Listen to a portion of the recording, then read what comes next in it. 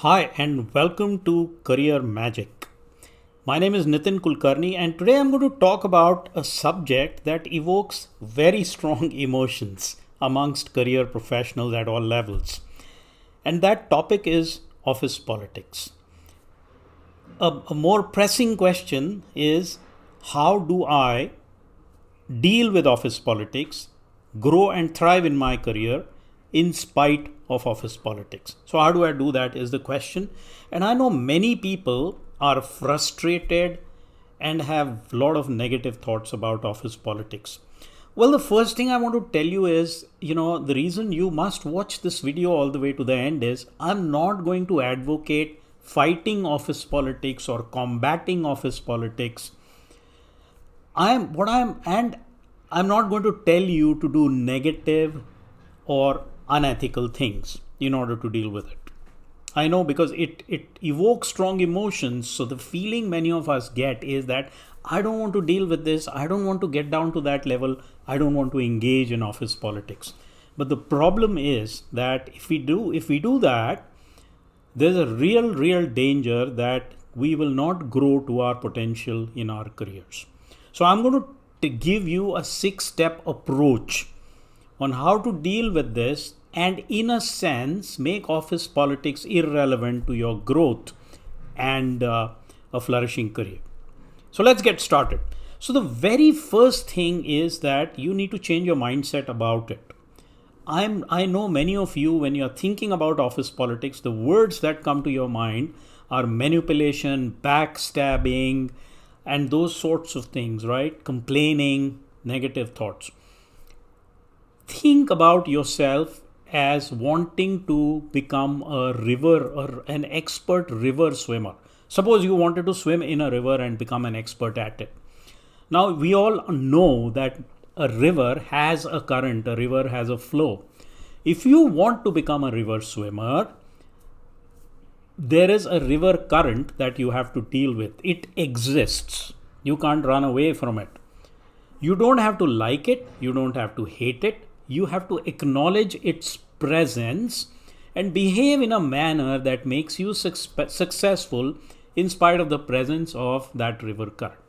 Office politics is the same way. Where does office politics come from?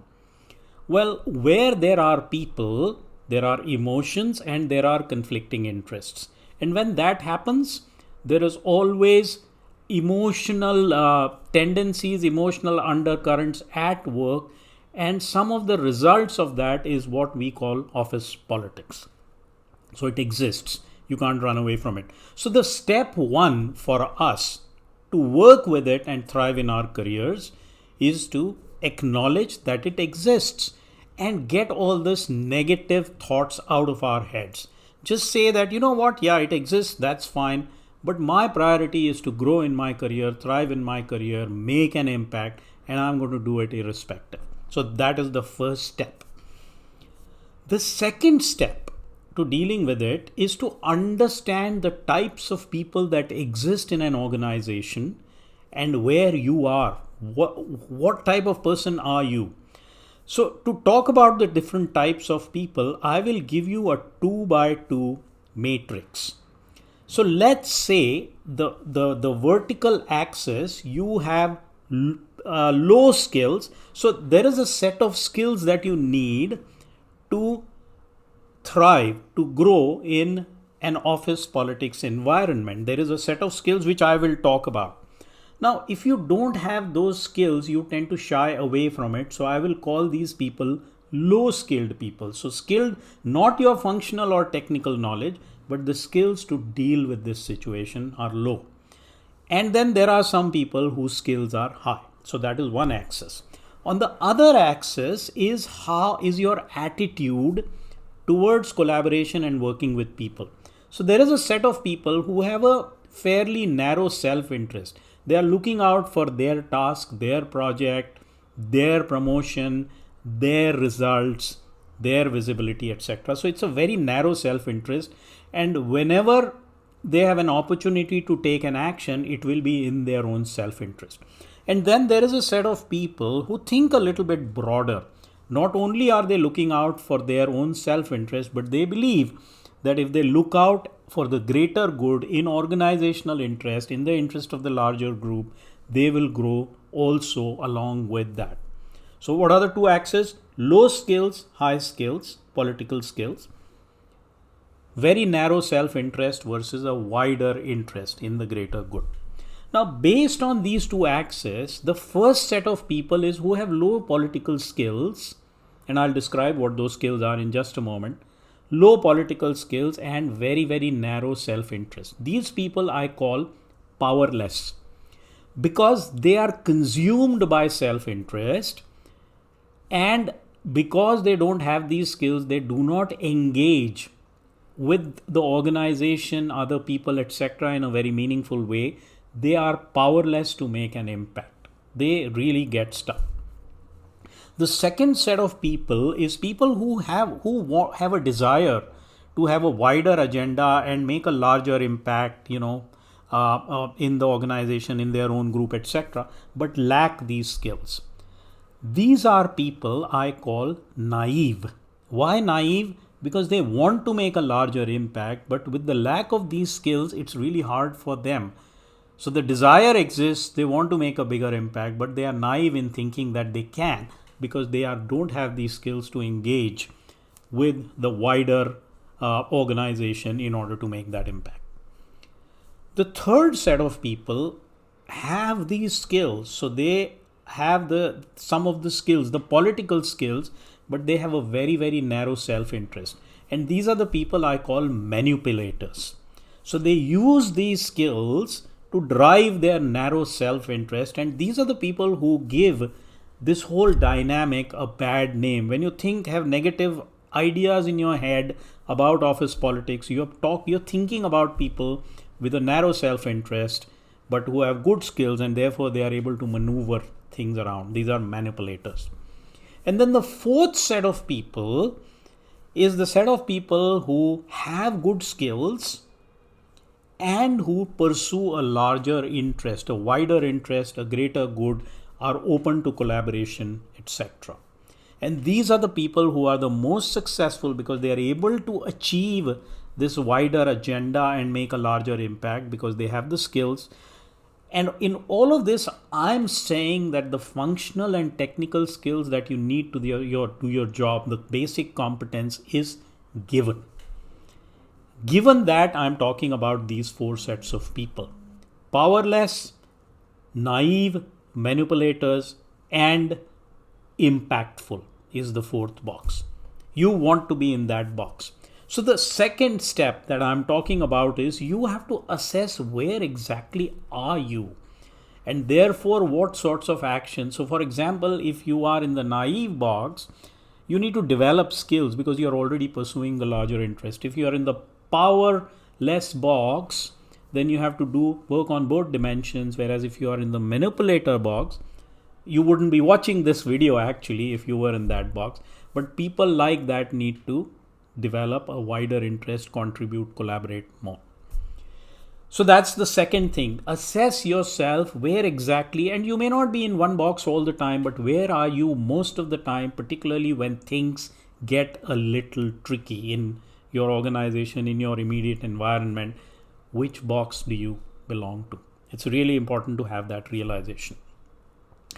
Step 3 is to understand what are the skills you need to develop. Now, it's very clear that in order to become effective, you have to drive yourself to the northeast corner of this grid.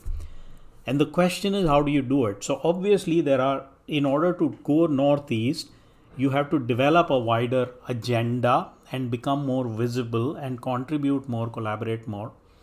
So that is one set of things you need to do. And the skills that you need to develop there are a few skills. The first skill that you need to develop is you need to develop a solid brand and reputation. And I'll describe to you what that means. The second skill that you need to develop is that you need to start becoming a smart giver. And I'll describe what that is. And then the third set of skills is that you need to develop and build a very solid network of relationships around the organization. So let's start tackling these one at a time. So you change your mindset, understand where you are. Now, the third thing you have to do is you have to start developing a solid brand and reputation. And I'm telling you all of this based on my observations in organizations I've worked in, and I've seen successful people, what they do. They do all of these things. I've broken it down into these steps. So why do you need what is a solid brand and reputation, and why do you need it? A solid brand and reputation means that you are authentic, that you say what you do, you keep your commitments and stand up for the right thing. So some of the things you will need to do to develop a solid brand and reputation is, number one, keep your commitments always. Keep your commitments. When you say you're going to do something, do it. Particularly, with stakeholders. If you develop a reputation for not keeping commitments in a politically charged atmosphere, you will lose out. But you need to have a very good, solid reputation. That's number one. The second thing you do is that in your various roles, what you've got to do is you've got to stand up for the right thing. What does it mean? Let's say you're sitting in a meeting and someone is giving an idea and someone else keeps interrupting them and not listening to them. You've got to have the ability to put your hand up and say, hey, you know what? So-and-so wants to give an idea. Let's listen to them. You don't have to agree, disagree, or whatever. Give them a chance to speak. That is what I call standing up for doing the right thing. If you perceive a risk in a project, put your hand up and politely state what is the risk that you perceive, so that people understand it and the right thing gets done, even if it is inconvenient for you. Become authentic, develop a solid brand and reputation. That is one of the best protectors for you in a political environment. So brand and reputation is item number one. So what is step number 4? Step number 4 is start becoming a smart giver. So there is some very interesting research that has been done that showed that givers. Now, first of all, who are givers? Givers are people who are willing to cooperate with others, who are willing to help others, who take the initiative to help others. They are called broadly givers, always willing to help, collaborate, etc. So when research was done to find out who ends up at the top of success metrics in organizations, it was found that it's the givers. Takers are people who are always looking at their own interest. So givers end up at the top of success metrics. But do you know who ends up at the bottom of success metrics? Again, givers. Why? Takers are the people who end up in the middle. So the one who end up at the bottom are people who get taken advantage of. The ones at the top are smart givers. So what are the characteristics of smart givers and what should you do? So the first characteristic you should have is you should always look to collaborate and help others. That should be your default behavior. Instead of going into a shell and saying, okay, this is my priority, sorry, I don't have time for anything else. That's not a good situation. Try to help as much as you can, collaborate as much as you can, look out for other people, look out for the larger interest by doing the right thing, but not at the cost of your own priorities. So you have to be able to politely say no if it starts getting in the way of your priorities. The second thing smart givers do is that when they encounter other givers who also are willing to cooperate, they actually form really strong relationships and create solid win-win situations at all levels of the organization. But when they run into a manipulator who could take advantage of them, and the bottom of the rung givers suffer from this problem, but the smart givers, what do? They do not let manipulators take advantage of them. They will always look to collaborate with the manipulators, but will demand collaboration in return, will not hesitate to say no if they are being taken advantage of, but will be willing to turn that relationship around if the other person turns it around. The other thing that they do is they do not hold grudges based on past transactions. They are always willing to renew relationships in order to in order to create win-wins even with people with whom they have had problems in the past. So that's what a smart giver is. Always willing to cooperate, collaborate. That is the default behavior, but not at their own cost. They will not let themselves be taken advantage of. So that is that is a really important characteristic of these people. The next step is the final step is that you have to build a very strong network of relationships across the organization.